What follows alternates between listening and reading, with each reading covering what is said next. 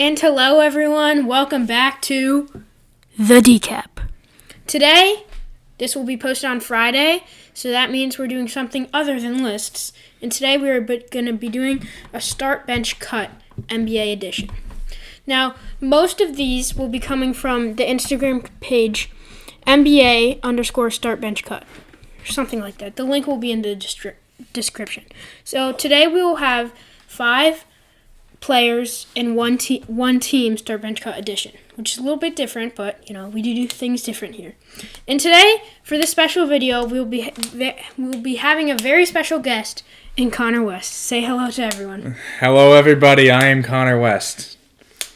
Okay. So, the first Start Bench Cut we'll be doing is Kemba, Jimmy Butler, and Devin Booker. Now, I'll let you start off. All right, so for Kemba, Jimmy Butler, D-Book. What I'm thinking is that Jimmy Butler's a lock for the start. Yeah, I agree with that. He's just almost as good as on offense as the other two guys, and his defense is just superb. And he's just a force on the court. Yeah. A very physical presence. He's someone you want on your team. Exactly. And so Kemba, D-Book, this is kind of tough. But right now I'm gonna bench D-Book because I really see him as kind of a prospect in the league. I think that he's got a lot more room to grow than Kemba. Kemba's kind of, how old is he now? He's probably like 34. He's in his 34. Are you crazy? How old is he? He's entering his prime now. He's like 30. He's like 27. He's like 30. The Hornets don't age you, buddy. They might be bad. They don't age you. That's true. He's so had so many lost years in the Hornets. You're going to be starting Jimmy Butler, benching D-Book, cutting Kemba. And I'm actually going to start Jimmy Butler, bench Kemba Walker. So I just feel like Kemba Walker, he's better than D-Book on defense. Obviously, D-Book is terrible. And Kemba, I feel like he's a better leader. He's showing that on the Celtics he can win. So I just want Kemba on my team right now. Okay, moving to the next one, we have Karl-Anthony Towns, rest in peace to his mother, and Rudy Gobert and Kristaps Porzingis. I'll start out on this one. I think I'm going to start Karl-Anthony Towns. His offensive game is just so amazing. He's going to grow. If he can just develop into an average defensive player, he'll be a top center in the league. He already is. But just that offense, that three-point shot, makes him a starter on my list. Who do you have starting? On my list, I think I'm going to be starting Gobert. I think that he's had some scares with the late coronavirus. But I think that defensively, he is just the man. I think that he is the kind of the clear best of the three. He's the oldest. He's had the most experience. He just makes the most sense for me as the starter. So, yeah, I do like Gobert's defense, obviously. Coronavirus, I don't know. I don't really want that on my team, but that defense, that's spicy. So I will be putting Rudy Gobert on my bench. I feel like Kristaps Porzingis, I'm cutting him. Karl-Anthony Towns is better at offense than KP, and Gobert is better at defense. And I know it's not always like that, but KP, he's not the best defender. His offense is nice, but he definitely has room to improve. So I will be starting Karl-Anthony Towns, benching Rudy Gobert, and cutting Kristaps.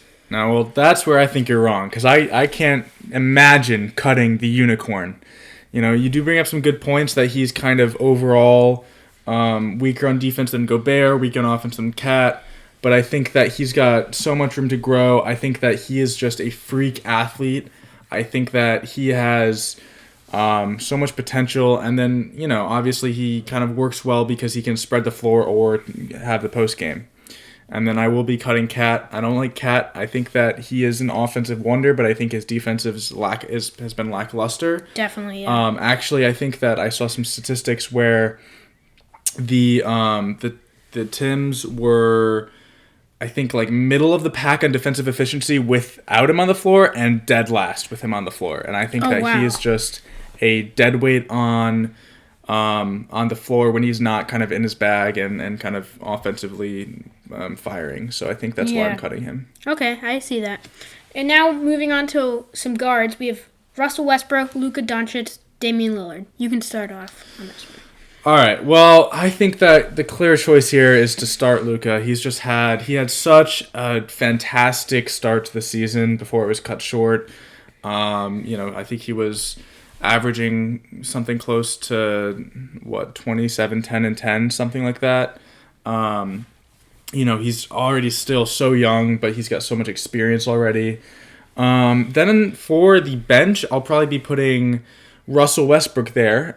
This might be a bit of a controversial choice, but I think that Westbrook has really proven that he can step up his game in a more supportive role on the Rockets with Harden. I think that he has proven that he can fit in with other All-Stars and that he can kind of he doesn't need to be the core guy on a team, but he can still step into that role if the other star's having an off night, and I think that he makes the most sense as the bench player.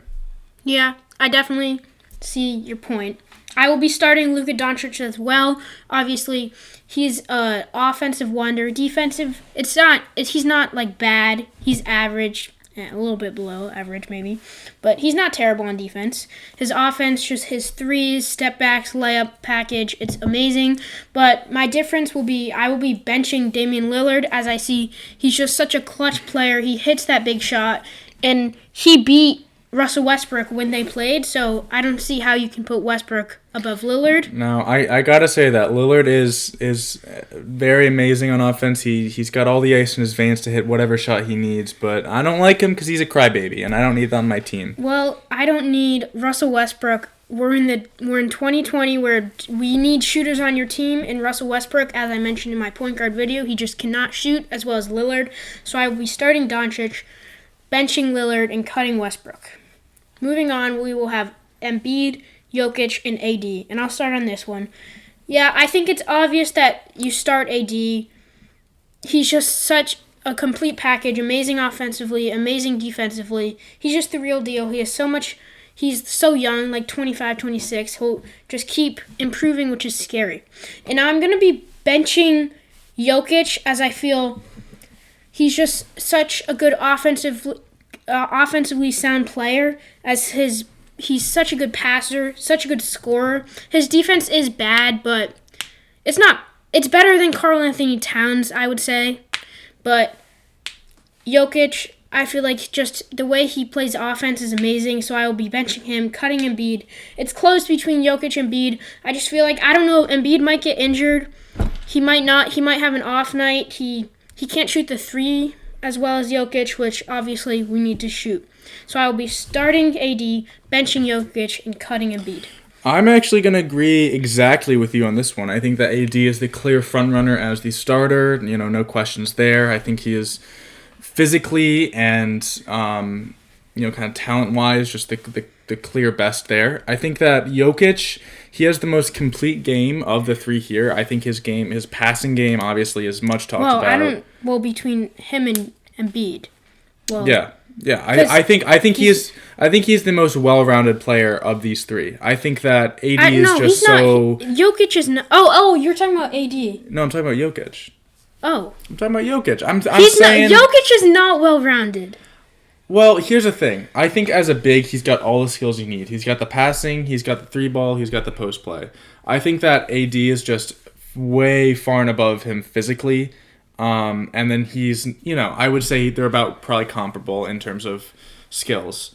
And I think that Embiid is an amazing player, but I think that he just doesn't make the cut between these three. I think that Jokic's game is much more suited to the modern NBA. Yeah, I agree with that. I think he can just find a lot more ways to be useful on the floor. And I think that Embiid, he strikes me as a pretty streaky player. Some nights he'll drop 30 and 15, and other nights he'll be more quiet. And so I think that might be a mental thing, that might be a skills thing, and so I think that's definitely something to work on there. Yeah. Okay. Next we have our last player start bench cut, and this is most likely the three best players in the NBA in LeBron, Kawhi, Giannis. You can start on this one. So this one's really tough for me. I think LeBron, just with his performance this year, he's back on a relevant team, and he's reminding people that he is right now the best player in the NBA. I think you have to start him.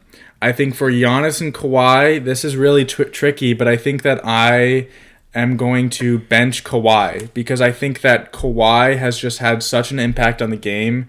He can have such an impact on the game. And I also think that two-way guards are probably the most effective position in the NBA right now. Look at the best teams, and they all kind of play a lot with the two-way guards. And I think Well, that he's not really a guard, but a two-way wing. Yeah. That I misspoke. Yeah. I think that the two-way wing can have the most impact in the game, and I think that Giannis is amazing, but we saw last year, actually, when he played Kawhi, is that there are ways to shut him down, there are ways to stop him, and I think that he has not really proven himself on the biggest stage yet to be worthy of the starting spot or the bench spot.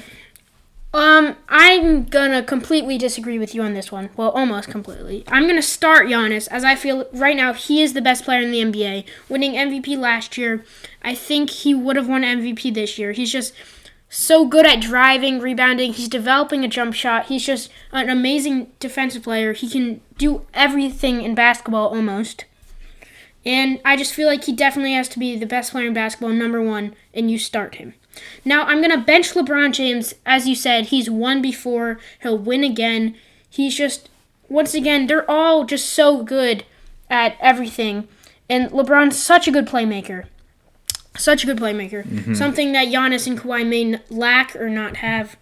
And, yeah, LeBron, I think he's better than Kawhi. Number 2 on my list. Number 3, Kawhi. He's great on offense. Great on defense. It's just, I want my players playing every game. I want them going hard all the way. So I don't know about Kawhi. I feel like he doesn't love basketball. I just feel like he plays it for the money to win. Because if he loved basketball, he'd play it every night. I love basketball. I want to play it every second I can. And I'm not sure just that motor in Kawhi is there. So I'm going to start Giannis, bench LeBron, cut Kawhi. Now, moving on to our last start bench cut is a team start bench cut. And the three best teams in basketball, most likely, the Lakers, the Clippers, and the Bucks. And I'm going to start the Lakers as I feel like they have the best duo out of these three teams. Not Kawhi, but LeBron and Anthony Davis. Probably second best in the NBA and maybe 5th or 6th or 4th. Something like that. Just, yeah, the surrounding core might not be that good, but it's just that duo can win you games. And in this NBA, I feel like at the end of the game, it's not really about team basketball. It's just who can run that pick and roll, who can score a bucket. And with LeBron bringing up the court, AD setting a pick, LeBron can go alley-oop or dunk it. I just feel like that's such a good duo, so I'm definitely starting them.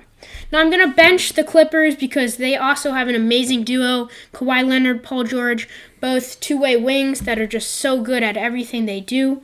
It's just, I feel like the Clippers, I don't know, I just feel like their duo isn't as good, obviously, as the Lakers, and I feel like when it comes down to it, they would lose because LeBron and AD would carry the Lakers to the win. And obviously, the Clippers have a better surrounding core, but as I mentioned, basketball, I feel like it's evolving into a 2-3-man game, and so that leaves me cutting the Bucks. I just feel like that team is basically Giannis with a little bit of Chris Middleton, and that's it. Just not much around them, and yeah.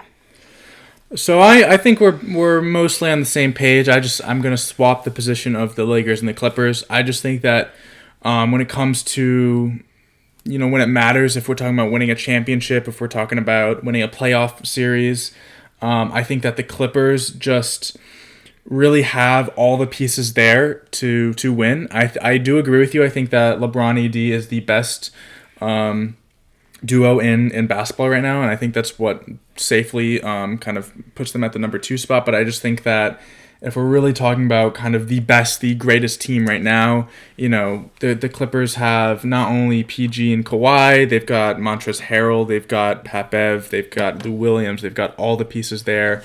And I do agree that the game is really looking for kind of having 2 or 3 all-stars on your team that can really just carry the game. But I think that when you have, the Clippers, PG and Kawhi is not a bad backup to AD and LeBron, and you've just got such an exemplary supporting cast there that offers defense, they offer playmaking, they offer shooting, they offer, everything in between. In between.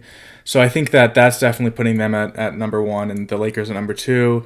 And the Bucks, I do agree with you. It feels like since last year, they've kind of stagnated and they're really only improving as much as Giannis improves. Yeah, in losing Malcolm Brogdon, big mistake. He's progressing into a great player. I think that was a big hit, a lot bigger than it was talked about at the time. Yeah. But I do think that just Giannis is kind of in a dead end, and I think it's kind of proving can small market teams stay relevant? But yeah. That's the question. Because they won't be signing anyone big anytime Exactly. soon. So, thank you for watching, everybody. I hope you had a great time, relaxed. I hope you're surviving this quarantine. I hope you had fun. And please come back, watch the videos. Just leave a like, comment. Leave a like, comment. Leave your suggestions. Everyone should comment their orders for start, bench, and cut. Yeah. If you tell us, did you agree? Did you disagree? Let us know in the comments. And leave any suggestions, anything you want to see in the future. And come back. Hope you had fun. And peace.